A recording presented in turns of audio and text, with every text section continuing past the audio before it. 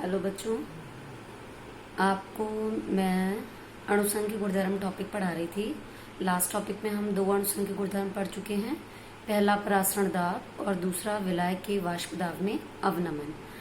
कल मैंने आपको विलायक के वाष्प दाब में अवनमन पढ़ाते वक्त राउल्ट का नियम भी पढ़ाया था, ठीक है। तो आज हम राउल्ट के नियम को थोड़ा सा आगे जो बचा था उसे कंप्लीट करते हैं और उसके बाद नए अणुसंख्य गुणधर्म पढ़ेंगे, जिसमें है एक क्वथनांक में उन्नयन और दूसरा है हेमांक में अवनमन। तो कल का आपको याद होगा राउल्ट का नियम आपका आ रहा था P minus P S upon T बराबर विलेय का मोल प्रभाज, राइट। तो अब आइए देखते हैं कि ये विलेय का मोल प्रभाज जो होता है इसे कैसे लिखते हैं।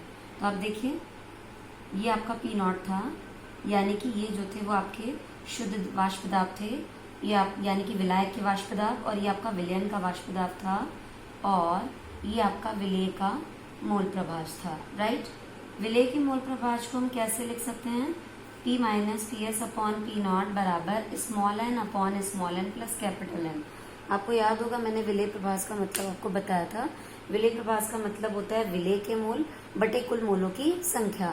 तो अगर आपके पास द्विअंगी विलयन है जिसमें एक विलेय और एक विलायक है, तो विलेय के मोल यदि हम n मान लें तो कुल मोल क्या होंगे? विलेय के मोल प्लस विलायक के मोल। विलेय के मोल चूंकि स्मॉल n है और विलायक के मोल कैपिटल N है, तो कुल मोलों की संख्या small n plus capital N हो जाएगी, राइट। तो विलेय के मोल प्रभाज में आप क्या लिखेंगे? विलेय के मोल बटे कुल मोलों की संख्या। तो यहाँ मैं आपको सिर्फ एक बात बताना चाहती हूँ कि यदि मैं आपको एक ऐसा विलयन दे दूं जिसमें विलेय के मोल बहुत बहुत बहुत बहुत कम हो, किससे? विलायक के मोल से, तो ऐसे केस में आप क्या करेंगे कि small n plus capital N को लगभग बराबर कैपिटल N के मान लेंगे, क्योंकि विलेय के मोल बहुत बहुत कम है विलायक की तुलना में। तो विलेय प्लस विलायक के मोलों को हम लगभग विलायक के ही मोल मानेंगे। तो आपका जो ये नियम है, इस नियम के अनुसार P minus P S upon P not equal to small N upon capital N formula आ जाएगा, राइट। अब आप जानते हैं कि मोल जो हैं वो कैसे निकलते हैं, मैं पहले बता चुकी हूँ, भार बटे अणुभार से, भार बटे अणुभार से। तो आप देखिए यहाँ पर अगर आप रखते, अगर इस वाले फॉर्मूले को एक्सपेंड करेंगे तो ये वाला फॉर्मूला आपका आएगा small w upon small m w, और ये भी आएगा ऐसे small w upon small m w, और ये आपका आ जाएगा capital W upon capital M w, right. लेकिन अगर आप बात करते हैं इस वाले फॉर्मूले की, तो इस वाले फॉर्मूले में स्मॉल n की जगह W अपॉन एम w आ जाएगा, और कैपिटल W की जगह capital W upon capital M w आ जाएगा, कैपिटल N की जगह। तो ये आपके हो गए हैं राउल्ट के नियम के सूत्र, यानी कि फॉर्मूले। याद रखिएगा कि अगर आपके विलायक के मोल और विलेय के मोल अच्छे खासे हैं, तो ऐसे केस में आप पूरा फॉर्मूला अप्लाई करोगे। यदि विलेय के मोल बहुत बहुत कम हो, किसकी अपेक्षा? विलायक की अपेक्षा, तो आप small n plus capital N को कैपिटल N के बराबर मान लोगे, और आपका फॉर्मूला जो है वो कंसाइज होकर ये हो जाएगा, ठीक है। तो ये आपका अणुसंख्य गुणधर्म था वाष्प दाब में आपेक्षिक अवनमन। तो अब ये अणुसंख्य गुणधर्म कैसे, जैसे मैं आपको एक एग्जांपल और बता दे रही हूँ, शायद मैंने कल आपको बताया भी था कि ये अणुसंख्य गुणधर्म कुछ इस प्रकार से है कि जैसे मैंने आपको परासरण दाब पढ़ाया था कि अगर आपसे पूछा जाए कि आपको एक KCl का विलयन दिया है 1 मोलरता वाला, और एक आपको AlCl3 का विलयन दिया है 1 मोलरता वाला, तो आपसे पूछा जा रहा है इन दोनों में से किसका वाष्प दाब में आपेक्षिक अवनमन ज्यादा होगा। तो आप देखिए वाष्प दाब में आपेक्षिक अवनमन क्या है? एक अणुसंख्य गुणधर्म है। तो ऐसे केस में आप देखिए यहाँ पर चूंकि अणुओं की संख्या जो है वो केवल 2 है, और यहाँ पर कणों की संख्या 3 और 1 4 है। चूंकि वाष्प दाब में आपेक्षिक अवनमन जो है वो कणों की संख्या पर निर्भर करता है, तो इसके लिए चूंकि कणों की संख्या ज्यादा होगी, तो इसके लिए वाष्प दाब में आपेक्षिक अवनमन भी ज्यादा होगा। तो ये इस प्रकार से आपको पता चल जाएगा कि अणुसंख्य गुणधर्म जो होते हैं, चूंकि कणों की संख्या पर निर्भर करते हैं, तो इनके मान आप कणों की संख्या को टैली करके निकाल सकते हैं। आज आपको तीसरा नया अणुसंख्य गुणधर्म पढ़ना है, और वो है क्वथनांक में उन्नयन। क्वथनांक में उन्नयन, तो आप यहाँ देखिए क्वथनांक क्या होता है। आपने बचपन में क्वथनांक पढ़ा होगा। बचपन में क्वथनांक की डेफिनेशन हम ये पढ़ा करते थे कि वह ताप जिस पर कोई भी द्रव उबलने लगता है, वह ताप जिस पर कोई भी द्रव उबलने लगता है। पर अब हम बड़े हो गए हैं और हमें एक प्रॉपर डेफिनेशन पढ़नी है, तो अब आप क्वथनांक की परिभाषा ये नहीं दोगे, मैं आपको क्वथनांक समझाने जा रही हूँ। सबसे पहले आप क्वथनांक की परिभाषा समझ लीजिए। इसमें आप एक द्रव लोगे और इस द्रव को कंटिन्यूअस गर्म करोगे। जब आप इस द्रव को गर्म करोगे, मैं आपको पहले ही बता चुकी हूँ, यहाँ वाष्पें बनेंगी। वाष्पों की संख्या ज्यादा जब हो जाएगी तो वो आपस में टक्कर करेंगी। टक्कर करने के बाद जब वो द्रव की सतह पर आएंगी तो द्रव की सतह पर एक दाब डालेंगी, और द्रव की सतह पर डलने वाला ये दाब जो होता है इसे हम कहते हैं वाष्प दाब। आपको पता होगा। और वाष्प दाब के वक्त आपको मालूम है जितनी स्पीड से वाष्पें बन रही हैं उतनी स्पीड से द्रव भी बन रहा है। तो ये जो वाष्प दाब है, शुरुआत में यहाँ पर वाष्पों की संख्या कम होती है, तो फिर उन वाष्पों के अंदर जो टक्कर होती है वो भी कम होती है, और जब टक्कर कम होगी तो वो नीचे द्रव की सतह पर भी कम आएंगी, यानी कि आरोपित वाष्प दाब जो है सतह पर वो कम होगा। लेकिन आपको नहीं लगता कि जैसे जैसे इसको हम लगातार गर्म करेंगे तो लगातार गर्म करने से वाष्पों की संख्या बढ़ेगी, और वाष्पों की संख्या में फिर टक्कर भी बढ़ेंगी, और जब टक्कर बढ़ेंगी तो यहाँ द्रव की सतह पर डलने वाला वाष्प दाब बढ़ता चला जाएगा। आप ताप देते रहिए, वाष्प दाब की वैल्यू बढ़ती चली जा रही है, और एक वक्त आएगा कि ये वाष्प दाब, ये दाब है, ये एक वायुमंडल के बराबर हो जाएगा। आपको मालूम है जैसे ही ये वाष्प दाब, आप यहाँ पर मैनोमीटर लगा दीजिए। मैनोमीटर क्या करता है? दाब को मेजर करता है, राइट। तो आप देखिए जब ये यहाँ पर जो इस द्रव का वाष्प दाब एक वायुमंडल के बराबर आने लगे रीडिंग, तो आप ये देखिएगा कि जो भी आप ताप दे रहे होंगे उस ताप से ये जो द्रव होगा वो उबलने लगेगा। तो हम ऐसा कहेंगे कि वह ताप जो है जिस पर किसी भी द्रव का वाष्प दाब किसके बराबर हो जाए, एक वायुमंडल के बराबर हो जाएगा, तो उस ताप को हम क्या बोलेंगे? उस द्रव का क्वथनांक बोलेंगे, राइट। इसको आप ऐसे भी समझ सकते हैं जैसे ग्राफ के थ्रू। मान लीजिए, पहले मैं आपको ये बता देना चाहती हूँ कि वायुमंडलीय दाब जो है वो एक एटीएम क्यों माना गया है। आपको पता है वायुमंडल में बहुत सारी गैसें हैं, जैसे कि nitrogen, oxygen, carbon dioxide and जो आपकी अक्रिय गैस है। ये सारी गैसें पृथ्वी की सतह पर एक दाब डालती हैं, और पृथ्वी की सतह पर डाले जाने वाले इस दाब को हमने एक वायुमंडल मान रखा है, ठीक है। तो आप देखिए आपका जो वायुमंडलीय दाब है वो एक वायुमंडल है। इस ग्राफ में आप ध्यान से देखिए, इधर हम आपको दाब दिखा रहे हैं, यानी कि वाष्प दाब, ठीक है, और इधर हमने आपको ताप दिखाना शुरू कर दिया है। आप देखिए यहाँ पर जो ये लाइन है ये एक वायुमंडल दाब को इंडिकेट कर रही है, यानी कि ये आपका वायुमंडलीय दाब है। ये वायुमंडलीय दाब है, कितना होगा? ये एक एटीएम होगा। और माना कि हमने आपको कोई द्रव दे दिया। अब जब हमने आपको कोई द्रव दिया है तो उस कमरे के ताप पर होगा, वो कमरे का ताप कुछ ना कुछ तो होगा। तो मान लीजिए उस कमरे के ताप पर हमने आपको कोई द्रव दे दिया, और जैसे जैसे आपने देखा होगा द्रव की एक खास बात है, आप जैसे जैसे उसे ताप दोगे तो ताप की वृद्धि से वाष्पों की संख्या बढ़ेगी, तो वाष्प दाब भी बढ़ेगा। तो आप देखिए जैसे जैसे मैं ताप बढ़ा रही हूँ वाष्प दाब भी बढ़ता चला जा रहा है। देखिए मैंने ताप बढ़ाया, इतना कर दिया, पहले इतना था, इतना कर दिया, और आप देखिए वाष्प दाब पहले इतना था और अब वाष्प दाब इतना हो गया। तो जैसे जैसे देखिए ये देखिए ताप बढ़ रहा है, ताप यहाँ आया है, वैसे वैसे देखिए वाष्प दाब भी बढ़ गया है, राइट। तो अब जैसे जैसे आप ताप देते जा रहे हैं वाष्प दाब बढ़ता चला जा रहा है, बढ़ता चला जाएगा, और एक वक्त आएगा कि ये वायुमंडल दाब जो है एक वायुमंडल इसको टच कर जाएगा। उसके सामने जो भी ताप होगा उसे आप टी मान लीजिए, और यही टी आपका क्या हो जाएगा? क्वथनांक हो जाएगा, ठीक है। तो अब आपको परिभाषा समझ में आ गई होगी कि किसी भी द्रव का क्वथनांक वह ताप होता है जिस पर उस द्रव का वाष्प दाब एक वायुमंडल के बराबर हो जाता है। आप एक बार फिर देख लीजिए कि मैंने लगातार ताप बढ़ाया, ताप बढ़ाने से जो था वो क्या हुआ? वाष्प दाब भी बढ़ा। जैसे ही इस वाष्प दाब ने इस एक वायुमंडल के बराबर अपने आप को कर लिया, उस वक्त आप देखेंगे कि द्रव आपका उबल रहा होगा, यानी कि वही द्रव का क्या होगा? क्वथनांक। फिर एक बार परिभाषित करते हैं कि किसी भी द्रव का क्वथनांक वह ताप होता है जिस पर उसका वाष्प दाब एक वायुमंडलीय दाब के बराबर हो जाता है, ठीक है। लेकिन आप देखिए जो आप हमसे अणुसंघ गुणधर्म पढ़ने जा रहे हैं, उस अणुसंघ गुणधर्म का नाम है क्वथनांक में उन्नयन, यानी कहने का मतलब है क्वथनांक बढ़ेगा।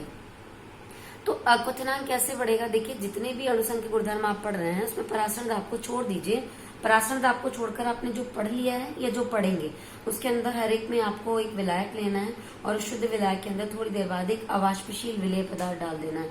जैसे आपको याद होगा कि विलायक के वाष्प दाब में अवनमन कैसे आया था, हमने विलायक के अंदर अवाष्पशील विलेय डाला था। तो आज भी हम यही करने वाले हैं, हम जो भी विलायक लेंगे उसका अपना एक क्वथनांक होगा, आप उस क्वथनांक को T1 मान लीजिए। लेकिन जैसे ही आप उस विलायक के अंदर एक अवाष्पशील विलेय पदार्थ डालेंगे तो अवाष्पशील विलेय पदार्थ डालने से क्या होगा कि उसका वाष्प दाब कम हो जाएगा, क्योंकि अवाष्पशील विलेय नाम है, न वो वाष्प बनाएगा न विलायक को जल्दी बनाने देगा। तो आपको पता चल चुका है कि वाष्पों की संख्या कम हो जाएगी तो वाष्प दाब भी कम हो जाएगा। अब जब वाष्प दाब कम हो जाएगा तो आप जानते हैं आपके पास दो ऑप्शन हैं। क्या? या तो आप इंतजार करिए कि अब वो जो वाष्प दाब कम हो चुका है विलयन का, अब आपको नहीं लगता कि अगर मैं इसी ग्राफ को दोबारा रिपीट करूं विलयन के साथ, तो आप देखिए ये वाला जो है आपका विलायक का ग्राफ है और इसके सामने जो भी टेम्परेचर आएगा वो T1 होगा। ग्राफ मैंने थोड़ा लंबा कर लिया है और आप देखिए चूंकि आप विलायक के अंदर अवाष्पशील विलेय डाल चुके हैं और अवाष्पशील विलेय डालने से विलयन बन चुका है। मैंने इसको और भी नीचे बनाया है। मैंने इसको और भी नीचे इसलिए बनाया है क्योंकि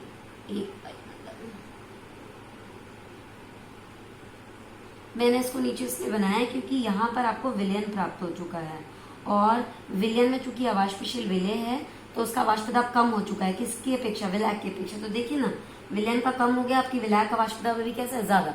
तो अब अवाष्पशील विलेय पदार्थ डालने पर आपको विलयन प्राप्त हो चुका है और ये विलयन का वाष्प दाब कम है। बिल्कुल वैसे ही अब आप विलयन को भी ताप दीजिए। जैसे जैसे आप ताप देंगे वैसे वैसे इसका वाष्प दाब बढ़ेगा, बिल्कुल उसी रेंज से बढ़ेगा और जैसे जैसे बढ़ता चला जाएगा एक वक्त जरूर आएगा कि जब एक वायुमंडल के बराबर हो जाएगा, उसके सामने जो भी ताप होगा उसे आप T2 बोलोगे। ये जो T2 ताप है ये विलयन का क्वथनांक है। किसका क्वथनांक है? विलयन का क्वथनांक। क्वथनांक का मतलब BPT, बॉइलिंग पॉइंट। और ये जो T1 है ये आपके विलायक का क्वथनांक है। विलायक का क्वथनांक मीन्स आपका क्या हो गया? ये BPT, राइट? किसका? विलायक का। तो आप अपने आप देखिए ग्राफ से आपको पता चल रहा है कि इधर जाने पर ताप बढ़ता है। तो आप देखिए कि विलायक का जो बॉइलिंग पॉइंट था माने क्वथनांक था वो कम आया, जबकि विलयन का क्वथनांक जो है वो ज्यादा आ गया। तो आपको नहीं लगता कि अवाष्पशील विलेय पदार्थ डालने से विलायक का क्वथनांक बढ़ जाता है? इसी क्रिया को हम क्या कहते हैं? क्वथनांक में उन्नयन। तो अब आपको एक लाइन में ये परिभाषा याद भी हो गई होगी। अगर आपसे पूछा जाए कि क्वथनांक में उन्नयन क्या होता है तो आप यही कहेंगे, जब किसी विलायक के अंदर अवाष्पशील विलेय डाला जाता है तो उसका वाष्प दाब कम हो जाता है और उसके वाष्प दाब को एक वायुमंडल तक पहुंचाने के लिए हमें पहले की अपेक्षा अधिक ताप देना पड़ता है और अधिक ताप का मतलब क्वथनांक अधिक हो जाता है। इसे ही कहते हैं क्वथनांक में उन्नयन। ठीक है, तो अब आप देखिए क्वथनांक में उन्नयन कितना हुआ। पहले जो हमने आपको विलायक दिया था उसका जो क्वथनांक था वो T1 था, लेकिन बाद में जो आपका विलयन बन के आया उसका क्वथनांक T2 हो गया।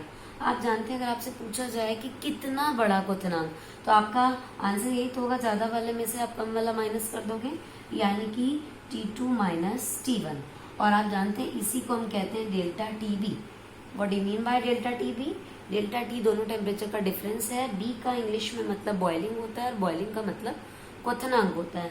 तो ये जो चीज है डेल्टा TB, इसे हम कहते हैं क्वथनांक में उन्नयन, क्योंकि B का मतलब क्वथनांक है और डेल्टा T आपके बढ़े हुए टेम्परेचर को यानी उन्नयन को बता रहा है। तो डेल्टा TB आपका क्या हो जाएगा?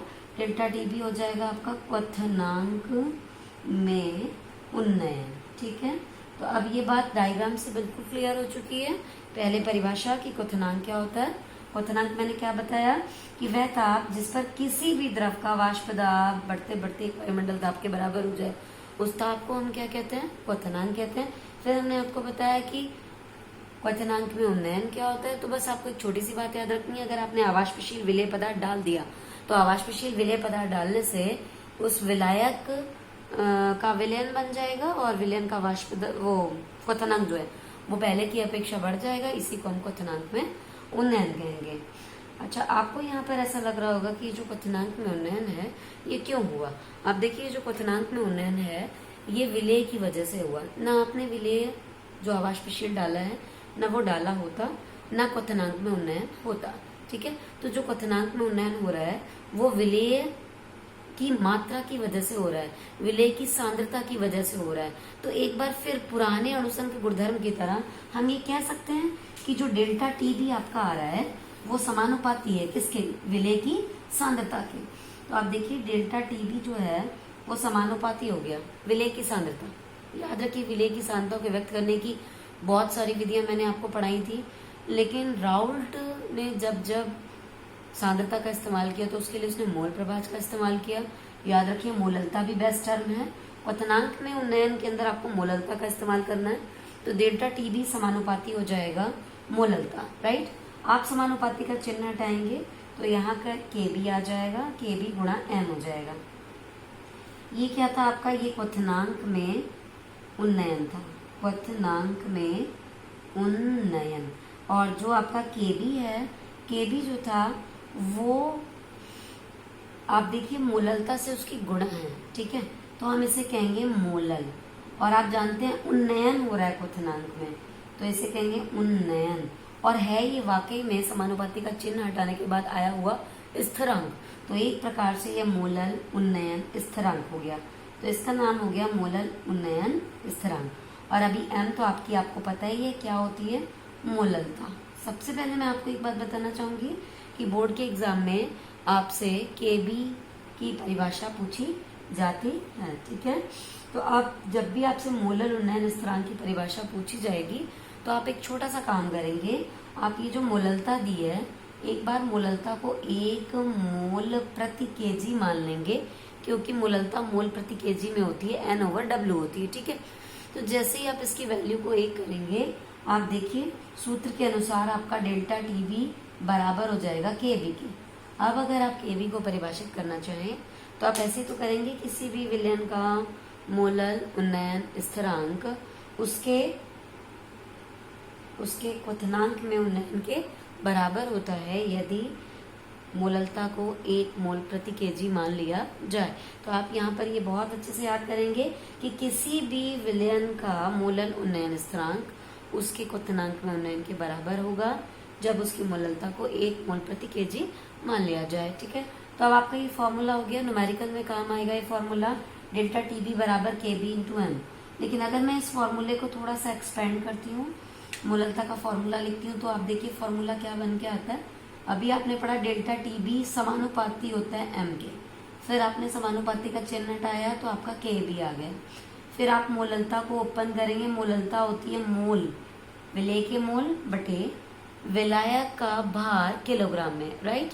उसके बाद जब आप मोल को ओपन करेंगे, ये किलोग्राम में होना चाहिए, मोल को ओपन करेंगे, मोल बराबर होता है भार बटे अणुभार, राइट। डब्ल्यू अभी आपका किस में चल रहा है, केजी में। अब आप के बी ऐसे रहने दीजिए, डब्ल्यू ऐसे रहने दीजिए, एम डब्ल्यू नीचे पहुंच जाएगा। कैपिटल डब्ल्यू आपका ये किलोग्राम में, लेकिन अगर आपको ये ग्राम में दिया है तो आपको ऊपर 1000 से गुणा करनी पड़ेगी, राइट। तो यहाँ पर आप देखिए आपका डेल्टा टी बी जो होगा वो किसके बराबर आ जाएगा, K b into weight upon molecular weight into 1000 upon W. तो आपको ये फॉर्मूला अपने न्यूमेरिकल्स के लिए याद रखना है। एक्सरसाइज में बहुत सारे न्यूमेरिकल जो हैं वो इस फॉर्मूले पर बेस्ड हैं, राइट। तो ये भी एक अणुसंघ के गुणधर्म है। जैसे मैं आपको 1 मिनट के लिए इसे एक्सप्लेन कर देती हूँ कि अगर मान लीजिए आपके एग्जाम में क्वेश्चन आ जाता है कि 1 मोल ग्लूकोज ये आपको दे रखी है, 1 मोलरता वाली ग्लूकोज, और दूसरी तरफ आपको दे रखा है 1 मोलरता वाला NaCl। आपको दोनों विलयन देने के बाद आपसे पूछा जा रहा है कि बताइए इन दोनों विलयनों में से किसका क्वथनांक में उन्नयन ज्यादा होगा। तो आपको यहाँ याद रखना है कि क्वथनांक में उन्नयन भी एक अणुसंघ के गुणधर्म है, और अणुसंघ के गुणधर्म हमेशा कणों की संख्या पर निर्भर करते हैं। तो आप देखिए यहाँ पर जो कणों की संख्या है वो 2 है, और यहाँ पर ग्लूकोज कभी भी पानी में जाने के बाद टूटता नहीं है, तो ग्लूकोज ही रहता है, यानी उसके कणों की संख्या सिर्फ 1 है। तो आप देखिए चूंकि यहाँ पर कणों की संख्या ज्यादा है और यहाँ कणों की संख्या कम है, तो आप देखिए जो आपका क्वथनांक में उन्नयन होगा वो इसके लिए ज्यादा होगा और इसके लिए कम होगा, ठीक है, क्योंकि क्वथनांक में उन्नयन एक अणुसंख्या गुणधर्म है। क्लियर हो गया आपका। अब मैं आपको लास्ट अणुसंख्यक गुणधर्म पढ़ाने वाली हूँ, और वो आपका लास्ट अणुसंख्यक गुणधर्म है क्वथनांक की जगह आप शब्द इस्तेमाल करेंगे हेमांक, और उन्नयन की जगह आप शब्द इस्तेमाल करेंगे अवनमन। तो आपकी नई जो अणुसंख्यक गुणधर्म मैं आपको पढ़ाने वाली हूँ वो है आपका हेमांक में अवनमन। हेमांक में अवनमन, ठीक है। हेमांक में अवनमन पढ़ने से पहले आपको हेमांक के बारे में पता होना चाहिए।